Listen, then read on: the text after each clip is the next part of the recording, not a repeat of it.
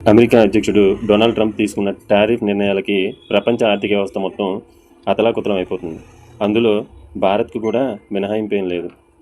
Trump తీసుకున్న tariff నిర్ణయాల వల్ల భారత్ మీద ప్రభావం గట్టిగానే ఉన్నా ఆంధ్రప్రదేశ్ను బలంగా తాకింది ట్రంప్ టారిఫ్ దెబ్బ.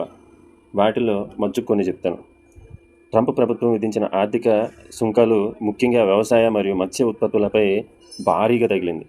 దాంట్లో ఫస్ట్ ఆయన తీసుకున్న 50% ట్యాక్స్లకే ఆంధ్రప్రదేశ్లోని ఆక్వా రంగం కుదేలైపోయింది. విశాఖపట్నం, కృష్ణా జిల్లా, నెల్లూరు ఇలా కోస్టల్ బెల్ట్లో ఉన్న అన్ని ప్రధాన మత్స్య పరిశ్రమలు చాలా దెబ్బతిన్నాయి.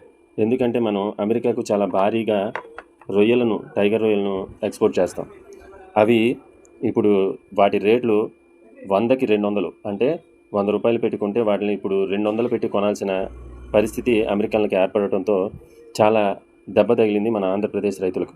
అంతేకాకుండా ఐటీ రంగాన్ని కూడా ట్రంప్ బాగానే ప్రభావితం చేశాడు.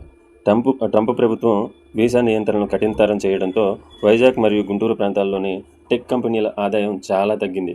అంతేకాకుండా వాణిజ్య సమతుల్యతను కాపాడతామనే పేరుతో ఈ టారిఫ్ల నిర్ణయాలు చివరికి అభివృద్ధి చెందుతున్న రాష్ట్రాల ఆర్థిక వృద్ధిని చాలా గణనీయంగా తగ్గిస్తుంది. ప్రతికూల ప్రభావాలు కూడా ఆయా రాష్ట్రాలపై, అంటే భారతదేశంలోని రాష్ట్రాలపై ప్రతికూల ప్రభావాలు చూపిస్తుంది. టారిఫ్ విధానాల వల్ల అమెరికాకి ఏమన్నా స్వల్ప లాభం కలిగిందేమో కానీ ఆంధ్రప్రదేశ్ వంటి ఎగుమతులపై ఆధారపడ్డ రాష్ట్రాలపై చాలా గట్టిగానే దెబ్బ తగిలింది.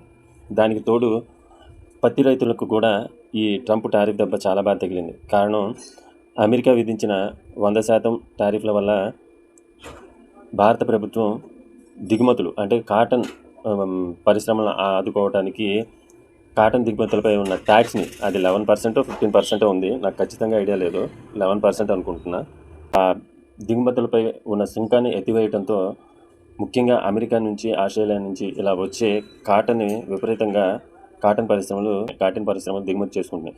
దీనివల్ల స్వదేశంగా పత్తిని పండించే రైతులకు గిట్టుబాటు ధర వస్తుందా అంటే చెప్పలేని పరిస్థితి.